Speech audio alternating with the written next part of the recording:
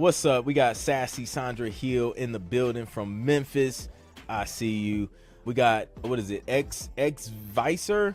What's good? Yeah, I was definitely muted. That's hilarious. Classic Clint, right? Hello from Murfreesboro, Tennessee. What's good? Marcus. We got Aaron from Memphis. Memphis is heavy in this joint. We got two people from Memphis tonight. Larry Bradshaw is in the building. What's up? We got Pennsylvania in the building. Cloud9 is in the building. G5, what's up? We got Michael Connor Music in the building. Greetings from Vancouver, Canada. Shout out to Miguel. Miguel says, don't sleep on SongTrust. He says, if you're doing only exclusive contracts, disregard this. That's because if you're doing an exclusive contract with a sync publisher, SongTrust technically and legally cannot collect on that stuff or register that stuff because the other publisher does it. Side note. But, continue quotations. But if you're doing non-exclusive music and releasing music in streaming services, please do yourself a favor and join SongTrust. It's not a PRO. They collect on other areas where your PRO does not collect. I received a payment on a song I didn't even make for sync. These are mechanical royalties. I just made some sense on it, but I'm looking at the big picture. So imagine if you have non-exclusive music collecting mechanical royalties and sync royalties at the same time. You're just expanding your profits on one song. Now imagine having that, but with your full non-exclusive catalog. If you make exclusive and non-exclusive, having SongTrust on your non-exclusive tracks is a benefit. I will absolutely 100% agree with that. And I take the same approach. In fact, I register. So my strategy a few years ago, I kind of narrowed and focused more. So I haven't really focused on my beat store, but I have a beat store floating around out there. I don't even know if it's still active, to be honest with you, but everything in that beat store, I would also pitch to non-exclusive libraries and YouTube, and I would also register it with SongTrust, and then they would in turn register it with my PRO and then collect all those mechanicals. So I get royalties from SongTrust as well on all of that non-exclusive stuff. So yeah, I definitely agree. It's just like, hey, if it's going to be out there anyway, like, try and register it with all the places so that you can collect all the coins, right? So shout out to Miguel, man. Got some mechanicals from SongTrust, so that's super dope. Let's see, we got some more wins. I'm trying to, there we go. All right, we got Veteran Beats with a win. Sync placement payout. Veteran says, today I received a phone call saying that I have a surprise sitting in my Sony Music Publishing account. In 2021, I had the opportunity to collab on Hitman Holla's debut album, Prove 'Em Wrong, and so far this is the second sync placement from the album. The first placement was on MTV Wildin' Out when he performed a song I co-produced, and now from Nick Cannon's Future Superstar Tour 2023. Yo, come on. Shout out to Veteran on the win, on the sync. That's dope. It's always dope to have some surprise sync fees just waiting on you. So that's super exciting. Let's go. And then we got Travis Thomas in the building with an unexpected sync. Shout out to everybody getting unexpected sync payments this week. Woke up to an international sync payment for a track I submitted over a year and a half ago.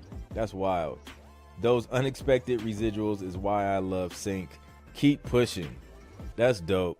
So yeah, man, if you haven't started like learning this sync stuff, now might be a good time, because why not? I mean, there's opportunities everywhere. There's media, there's TV shows, there's movies all over the world. They all need music. It's hard to find, like, there's some shows it's like not a lot of music, but it's really hard to find something that doesn't have music. So, you know, like, come on, let's go. Did we hit fourth quarter yet? Let me see. October, November, December. It's fourth quarter, man. It's time to take action. The year's almost over. What have you been doing all year? Let's go. So shout out to everybody winning, man, inside Sync Producer Hub. So let's take some questions, man. Drop your questions in the chat. Sync licensing, music production, music business, any of that stuff, man. We talk about all of it. Gear acquisition syndrome. I just dropped my phone. Plug-in acquisition syndrome. All of that stuff. Let me put this on Do Not Disturb because people like to hit you up when you're doing stuff. So yeah, and then we shared that win.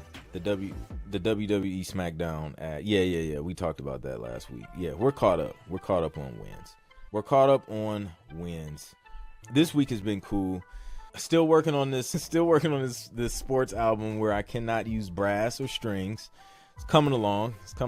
I think I only have like one more track to knock out, if I'm not mistaken. At least as far as like the instrumental.